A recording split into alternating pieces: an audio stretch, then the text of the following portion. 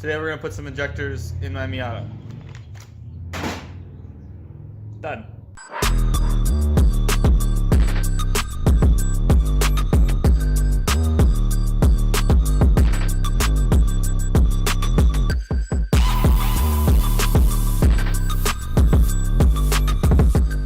Okay, but for real, what we're really going to be doing is throwing in the injectors, taking off the stock exhaust manifold, taking out the EGR stuff. We're just going to do that all at once because it's kind of easier to do when you're already there. When you pull the stock fuel rail out, it's easier to get to the EGR tube, the EGR crossover tube, and the EGR valve and that kind of stuff. So we're going to go ahead and pull all that out at once, and then we're going to test fit the turbo, make sure all that kind of stuff lines up, figure out what all stuff we need to get, and go from there. So let's get into it. Alright, so some of the next things I've been working on is kind of trying to tidy up this area over here.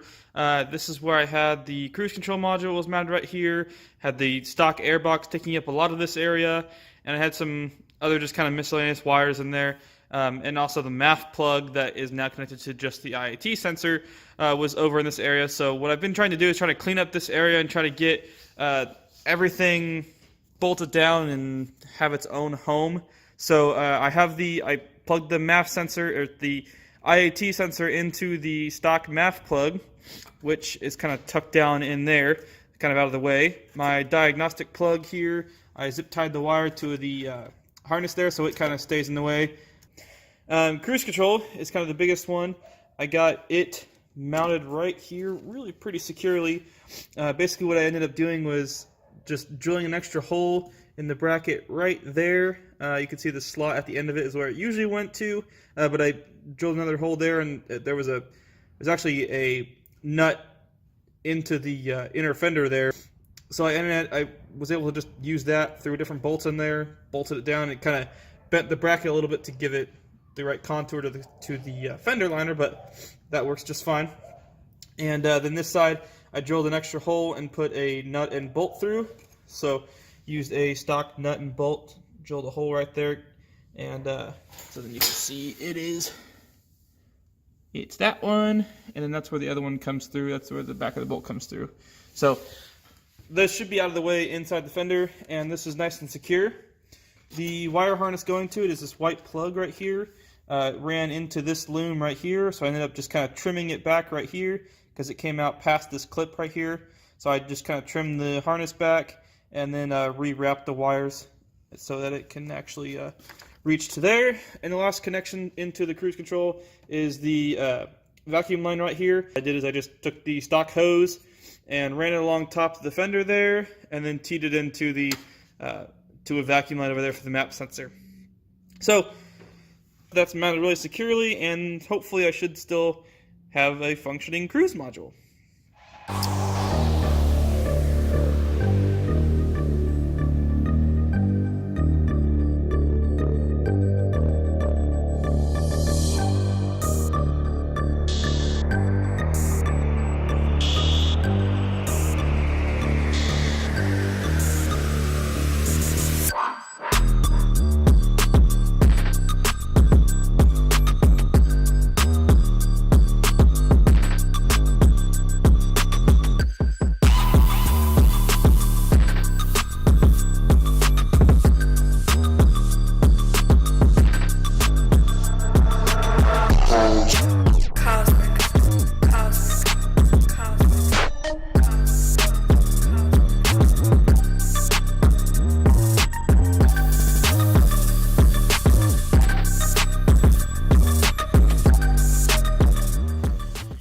Alright, got the stock fuel rail out with the stock injectors out.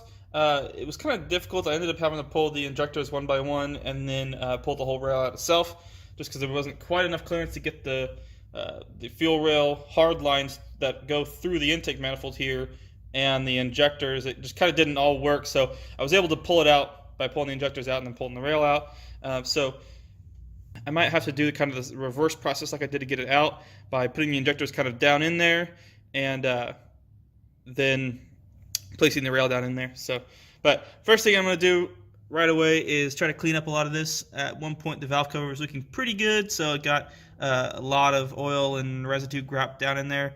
I don't want a lot of that going into the, well, You can kind of see there. There, you can kind of see that one's got quite a bit of stuff sitting at the bottom of the injector hole, and I don't really want to put the injectors in there and then they won't seal. So yeah, you get it. Clean it up, and then we'll test fit injectors and see if we can get them in.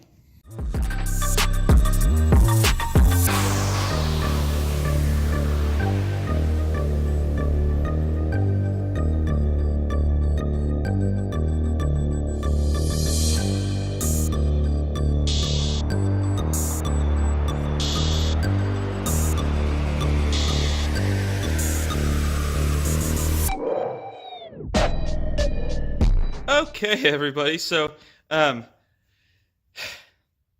into it a little bit deeper than I thought I might have to, but no big deal. It's nothing really too crazy. But I got the exhaust manifold off here. It was a huge pain in the because of the fact that I have EGR. And with the EGR system, there's a pipe that runs from about here all the way around and then bolts into the intake manifold over there. And so I thought maybe I could just disconnect it from over there and then snake the manifold out kind of with it on there still attached. Well, behind the head there's actually a single bolt with like a P-clamp and holding that pipe down to the back of the engine. So even though I had it free on that side and had the whole manifold free, it was still holding me up and I still couldn't get it off. Tore into it, pulled the coils off, cut some of the other wiring out of the way, got the actual EGR valve out of the way, and then I could kind of fish through it. I was able to finally get it with a small 1/4 inch ratchet and a little bit of an extension, and was able to get it to break free and got it free, and then was able to actually unbolt it from the manifold over here and then take it out separately, because once I got it free back there, I still couldn't snake the whole thing out together. So I'll show you here. This is the old manifold, and this is where I tried to cut it. This is what was bolted to the actual exhaust manifold, so there's a little flare there, and then on the manifold right here, it had the threads, and then this is the bolt that was a huge pain. It was bolted down with a single 10 millimeter bolt, but that was more than enough to hold it out of the way. So that's what bolted to the intake manifold, and like I said, it just kind of snaked around the head like that. So I got that out.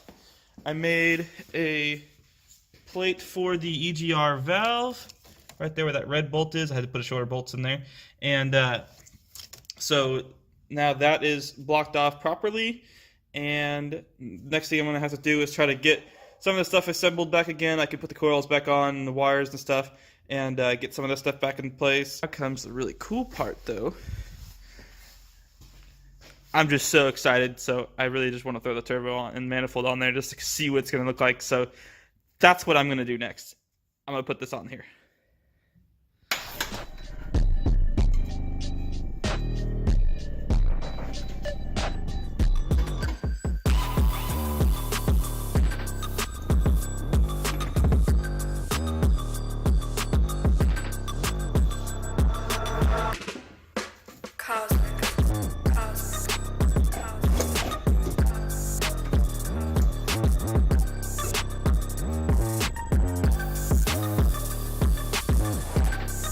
I'm going to start, I'm going to make the other EGR block off plate, throw the injectors in and try to get some of this button back up, and then we can focus on some more of the actual turbo stuff.